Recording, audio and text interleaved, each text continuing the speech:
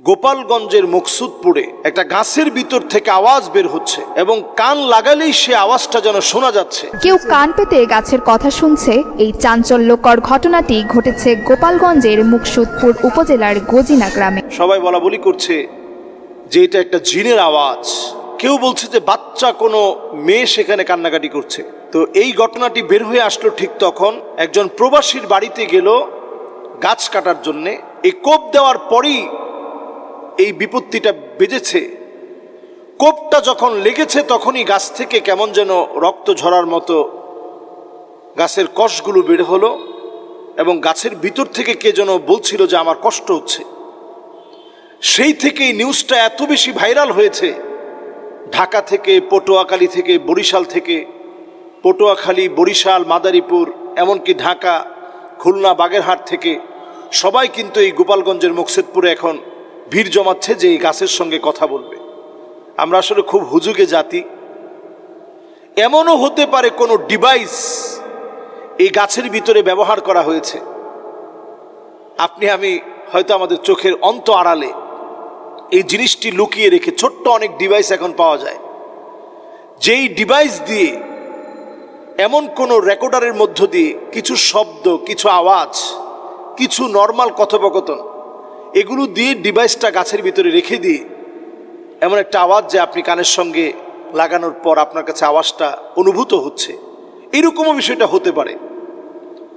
আবার তারা যেটা দাবি করছে যে কোনো জিনকে আটকে রাখা, এটা যে কোনোভাবে এই কাজটাও হতে পারে। স্বাভাবিকভাবে মানুষের একটা মতিভ্রম হতে পারে যে কিছু মানুষ বলছে, তাই কিছু মানুষ না শুনলেও বলতেছে যে আমি কিছু শুনেছি। আমি না শুনলেও যদি আমি এখন না বলি তাহলে এটা কেমনে হয়? ওইখানের একজন ইমাম সাহেবকে প্রশ্ন করা হয়েছে যে আপনি কি মনে করেন? তো ইমাম সাহেব বলেছে আমার কাছে মনে হচ্ছে দুষ্ট কোনো জিনকে এখানে আটকে রাখা হয়েছে। তো দেখুন, আমাদের দেশে এখন প্রতিনিয়ত এত বেশি তাবিজ, কালো জাদু, ব্ল্যাক ম্যাজিক, মানুষকে ক্ষতি করার জন্য এত কিছু বর্তমান সময়ে বেড়ে গিয়েছে। নবীজি সাল্লাল্লাহু আলাইহি ওয়াসাল্লাম পরিষ্কার হাদিসের মধ্যে বলেছেন, হাদ্দুস সাহিরি দরবাতুম বিসাইফ। এই ধরনের যারা জাদু টোনা বান কালো জাদু নিয়ে কাজ করে এদের শাস্তি হচ্ছে মৃত্যুদণ্ড, অন্য কোনো শাস্তি নাই। রাষ্ট্রীয়ভাবে এদেরকে, এই জাতীয় ব্যক্তি যারা আছে, দোষী সাব্যস্ত করে এদেরকে শাস্তির আওতায় আনা উচিত। যারা মানুষের জীবন নিয়ে খেলছে এদেরকে শাস্তির আওতায় আনা উচিত। এদেরকে শাস্তির আওতায় এনে দৃষ্টান্তমূলক শাস্তি এদেরকে দেওয়া উচিত। কারণ এদের কারণে মানুষ মারা যাচ্ছে, এদের কারণে মানুষের ক্ষতি হচ্ছে, রাষ্ট্রের ক্ষতি হচ্ছে। এদের ব্যাপারে সিদ্ধান্ত নেওয়া সময়ের দাবি। সম্মানিত মুসল্লিয়ানে কেরাম, আমরা কোনো নিউজ দেখলেই ওইটাকে বিশ্বাস করে নিব না তদন্ত করা ছাড়া। কাফা বিল মারই কাযিবান আইয়ুহাদ্দিসা বিকুল্লি মা সামিআ। একজন মানুষ মিথ্যাবাদী হওয়ার জন্য এটি যথেষ্ট। যা শুনবে তাই বলবে, যা শুনবে তাই বলবে, অপপ্রচার করে বেড়াবে। মুনাফিকদের একটা বদ অভ্যাস ছিল, তারা তিলকে তাল বানাতো।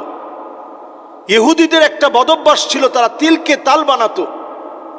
কিন্তু আমাদের দেশে এখন আমরা প্রায়শই দেখি নিউমার ছড়িয়ে যায় একেবারে মুহূর্তের ভিতরে। কোনো কিছু হওয়ার আগেই আমাদের দেশে নিউমার ছড়িয়ে যায়। এই যে এখন দেখবেন কিছুদিনের ভিতরেই এই গাছের ভিতরে ফিতা ঝোলানো হবে, মানুষ মনে করবে এই তো মনে হয় আমার মনের আশা পুরা হবে। একজন বৃদ্ধ লোকের কাছ থেকে সাক্ষাৎকার নেওয়া হলো যে আপনি কি কিছু শুনছেন? বলছে না, আমি প্রথমে শুনি নাই, পরে সালাম দিছি, উত্তর নিছে। মানুষকে জিজ্ঞাসা করতেছে আপনি শুনছেন? বলছে হ্যাঁ, আমিও কথা বলছি, কিন্তু আমার কথার উত্তর দেয় নাই, কান্নার আওয়াজ শুনছি। আপনি শুনছেন? হ্যাঁ, আমার কাছে কেঁদে কেঁদে কি জানি বলছে, আওয়াজগুলো স্পষ্ট না। এইরকম নানা রকম ডালপালা কিন্তু এখন এই গাছটাকে নিয়ে শুরু হয়ে গেছে। আমাদের দেশে এরকম অনেক কিছু এইভাবেই কিন্তু এক সময় এই গাছটা অলৌকিক গাছ, এরকম নাম কিন্তু আমাদের দেশে এইভাবে কিন্তু চলে আসছে। এজন্য আল্লাহর কাছে পানাহ চান। শিরক বড় মারাত্মক। শিরকটা এতটা ছোট, আকফা মিন দাবিবিন নামল, ছোট্ট একটা পিপিলিকা অন্ধকার রাত্রিতে, ফি লাইলাতিন যালমা, অন্ধকার একটা পাহাড়ের ভিতরে কালো একটা পিপিলিকা বসে থাকা, ওই পিপিলিকার উপরে আপনার পা পড়াটা যেমন সহজ, শিরকের ভিতরে নিমজ্জিত হওয়া এর চেয়ে বেশি সহজ। এজন্য আল্লাহর কাছে পানাহ চান। যতজন আমরা নিয়ত করে ফেলছি গাছের সঙ্গে গিয়ে কথা বলবো, গাছ কেমনে কথা বলে, আমি একটু শোনার জন্য যাব, এরকম যারা নিয়ত করছেন আল্লাহর কাছে পানাহ চান। যারা মানুষের ক্ষতি করার জন্যে এরকম কালো জাদু, ব্ল্যাক ম্যাজিকে নিজেদেরকে খুব পণ্ডিত মনে করেন, জাহান্নাম আপনাদের শেষ ঠিকানা। নবীজি বলছেন, সে আমার দলভুক্ত হতে পারে না যেই লোকটা মানুষকে ক্ষতি করার জন্যে এই ব্ল্যাক ম্যাজিক, এই জাতীয় কালো জাদু এগুলো চর্চা করে। অন্য হাদিসের ভিতরে নবীজি সাল্লাল্লাহু আলাইহি সাল্লাম বলছেন, মান আতা কাহিনান আও আররাফান ফাসাদ্দাকাহু বিমা ইয়াকুল ফাকাদ কাফারা বিমা উনজিলা আলা মুহাম্মদ সাল্লাল্লাহু আলাইহি ওয়াসাল্লাম।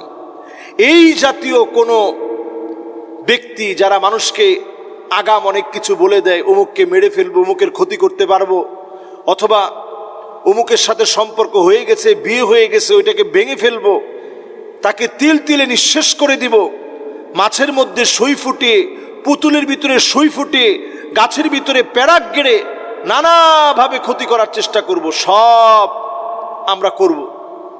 এরকম যারা বলবে, এই রকম কোনো ব্যক্তির কথা বিশ্বাস করে তার কাছে যদি আপনি যান, নবীজি সাল্লাল্লাহু আলাইহি সাল্লাম বলছেন, কেমন যেন সে আমার উপরে যে কোরআন আল্লাহ অবতীর্ণ করেছেন, এই কোরআনকে কেমন যেন সে অস্বীকার করে ফেলল। কোরআনকে যদি আপনি অস্বীকার করেন, আপনি কেমন করে একজন মুসলিম থাকতে পারেন? এজন্য আমরা কিছু শুনলেই নিউমারে বিশ্বাস করব না। একজন মুমিন, তার বিশ্বাসের অনেক দাম। এই দামি বিশ্বাসকে আপনারা ঠুনকো কোনো বিষয় দিয়ে নষ্ট করবেন না। আল্লাহর কাছে আমরা পানাহ চাই সব রকমের এমন জাদু, বান, টোনা, কুফরি কালাম, এরকম মুসিবতের সকল বিষয় থেকে আমরা পানাহ চাই। আল্লাহ তাআলা আমাদেরকে হেফাজত করুক। আসসালামু আলাইকুম ওয়া রাহমাতুল্লাহি ওয়া বারাকাতুহু।